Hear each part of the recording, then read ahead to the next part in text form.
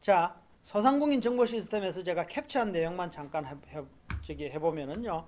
여기에 지번을 입력하면은요. 위치가 나옵니다. 그러면은 반경이나 다각형을 찍어요. 다각형으로 클릭하면 딱딱 내가 하고 싶은 대로 클릭하면 돼요. 그리고 반경을 찍고 싶으면 가운데를 딱 찍으면은요. 몇 미터까지 할 것인지 300m, 500m, 700m 이렇게 딱 할 수 있어요. 내가 입력을 시킬 수 있어요. 그러면은 그렇게 해갖고 분석하기만 누르면 돼요. 심플하잖아요. 누구든지 할 수 있어요. 근데 나온 결론을 갖고 뭘 분석하는 게 더 중요하다? 이 결론을 어떻게 생각하고 가공해서 진정한 결론을 내느냐가 가장 중요하다는 말씀을 드리는 거예요. 여기서 마지막에 갈비살 해갖고 삼겹살 해갖고 분석하기를 눌렀더니 요렇게 탁 클릭해갖고 넣었더니 이제 이렇게 해갖고 확인 딱 누르니까는 요런 결론이 기본적인 결론이 나오는 거예요. 단지 그 관내에서 요 찍은 섹터에서 업종이 3개 이하일 때, 3개 미만일 때는요, 분석이 안 돼요. 왜 분석이 안 될까요? 3개 미만이면요, 그 두 개의 업종이 하고 있는 매출이 공개가 돼버리잖아요. 2개 점포가 갖고 있는 매출이 공개가 돼버리잖아요. 그러면은 이 집에 얼마 팔고 있다, 이게 다 나와버리잖아요. 그러니까는 이게 요식업에서 이렇게 항의를 받아갖고 이 자료를 일부러 뺀 거예요. 그래서 어떤 사이트는 3개가 안 되면은 분석을 안 하고 어떤 사이트는 5개가 안 되면은 분석을 안 해요. 그럴 때는 어떻게 해야 됩니까? 면적을 더 늘려야죠. 적어도 같은 업종에 면적이 더 들어가게끔, 업종이 더 들어가게끔. 요거 무슨 말씀인지 하다 보면은 이건 안 되네. 이씨 틀렸잖아. 이게 아니고 더 늘리시면은 된다는 말씀을 드리는 거예요.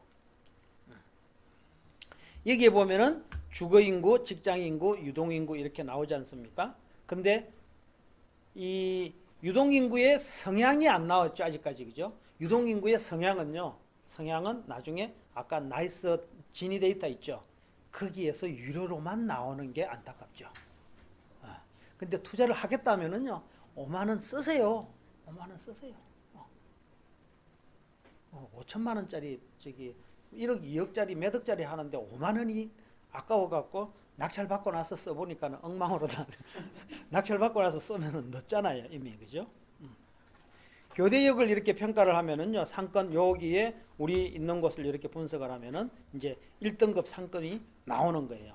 1등급 상권이 나오는데 이제 성장성, 집객력, 구매력, 영업력, 안정성 이런 것들이 나오잖아요. 이런 것 이게 뭐지라고 이제 분석을 할 수 있어야 돼요. 성장성이 좋다고 해가지고 성장성이 이렇게 쏠려 있다고 높다고 해가지고요. 성장성이 높다고 해가지고 좋구나라고 굳이 그렇게 할 필요는 없는 거예요. 자기가 잘 이렇게 판단을 해야 됩니다. 네, 해야 되는 거예요. 일단은 꼭 그런 것은 아니지만은 일반적으로 좋은 쪽으로 생각을 하셔도 된다는 말씀을 드리는 것이고, 예, 여기 이런 표들이 나오면은요, 업소가 정감되고 이렇게 기간별로 업소가 이렇게 이거 노란색은 음식이고, 요거는 한식이고, 파란 거 이거는 갈비살이고, 그죠? 이런 것들이 지금 업소가 어느 정도 증가하고 있는지를 표로 이렇게 다 나온단 말입니다. 그리고 업종의 생애 주기까지도 다 나옵니다. 생애 주기 이런 거를 이제 알기가 좀 쉽지가 않거든요. 여기 이제 매트릭스 분석법이라 그러는데 십자로 이렇게 딱 여기 0이 보입니까? 0 보이죠? 여기도 0 보이죠?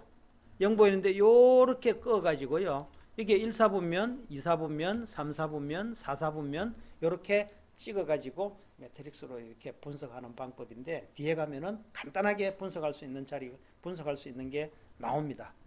쉽게 분석할 수 있는 자료가요. 그 카드사 매수를 가지고 이렇게 하는 것이고 지금은 눈으로 쭉 이제 한번 구경만 해보시면 됩니다. 나 분석한 자료를 제가 캡처해 가지고 여기 올려놓은 거라서 갈비살의 남성, 여성 그리고 연령대별 매출 비율, 주중, 요일, 시간대별 이렇게 다 나오거든요. 월별 유동인구라든지 성별, 연령별 유동인구, 주거인구, 분포, 직장인구, 분포 이런 것까지 다 나옵니다. 그리고 직장 인구가 가지고 있는 소득까지도 나와요. 그 카드 쓴 사람이 한 달 월급 받는 게 얼마인지까지가 나온다고 한다 그러면은 좀 기분은 나쁘죠. 그죠? 기분은 나쁘지만은 그거까지도 다 이렇게 나오는 거 보고요. 한 번씩 깜놀할 수밖에 없는 그런 상황이 되더라고요. 연령대별 소비 현황도 어디에는 여자들도 잘 쓰고 어디에는 남자들이 잘 쓰고 이런 것들을 이제 알고 알아야 된다는 이야기죠. 이걸 알고자 하는 이유는요. 마지막에 우리는 어떤 것을 찾기 위함입니까? 가장 효율적인 업종. 그죠? 가장 효율적으로 임대할 수 있는 업종. 그리고 임대했을 때 그 업종으로 임대를 했을 때 얼마를 월세를 받을 수 있느냐 이거예요. 그럼 매출이요. 예상 매출. 그거잖아요. 그럼 예상 매출을 알면은 내가 월세를 얼마 받을 수 있겠다고 추정이 될까요? 할 수 있습니다. 할 수 있습니다. 대부분 임차인들은요, 사업을 하는 임차인들은요, 한 달 월 매출에 평균적으로 10% 내외로 해가지고 임대료를 지급할, 한개 임대료를 지급할 수 있어요. 예. 그러면은 매출이 한 달 매출이요, 5천만 원이 나오면은요, 최대 400까지도 기꺼이 낼 의도가 있다는 거예요. 근데 짠돌이 임차인들은 저기 그게 뭐라 그러죠? 마진이 작은 것들 있잖아요. 품목들. 마진이 작은 품목들은 거기서 더 줄어듭니다. 요시급일 때는 10%, 7%에서 11% 정도로 해가지고 기준이 잡히거든요. 매출에서. 근데 편의점이 한 달에 5천을 파는데 400만 원을 500만 원을 낸다. 그건 아니에요. 동의하세요? 예, 동의하세요. 왜냐하면은 소매점 이런 것은 이 팔고 있는 거 마진 폭이 그렇게 많지 않기 때문에요. 원가가 차지하는 비중이 크기 때문에 그런 걸 감안을 해가지고 타닥 구글링 해보면은요 나와요. 표준 임차료 이렇게 해갖고 나와요. 자, 경쟁 분석까지도 한번 논의 뭐합니까? 한번 여기 이 업종 들어가면은 경쟁 분석이 어떻게 나올까? 이런 것까지도 다 나올 수 있습니다. 경쟁 분석 보고서까지도 이렇게 하면은 위험 나온단 말입니다. 정체 진입했기 때문에 위험 나온다는 것은요. 이렇게 위험 나오면은 안 해야 된다. 이 교대에 있는 이 자리예요. 안 해야 된다라고 굳이 저는 생각을 하지 않거든요. 왜? 정체가 됐으니까는 그 업종이 갈 때까지 쭉 갔다는 거예요.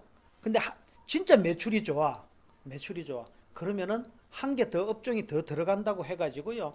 크게 큰 영향을 미치지는 않겠다는 판단을 해도 되는 거예요.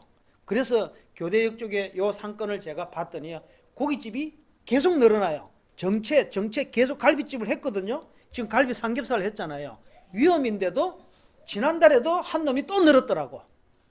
예. 왜요? 사람들이 자꾸 먹는다는 거예요. 그래서 저기 조개찜 있잖아요. 그거 팔던 집이 고깃집으로 또 바뀌었더라고. 갈매기살하고 이렇게 목 등심 이렇게 해갖고 하는 집으로 바뀌었더라고.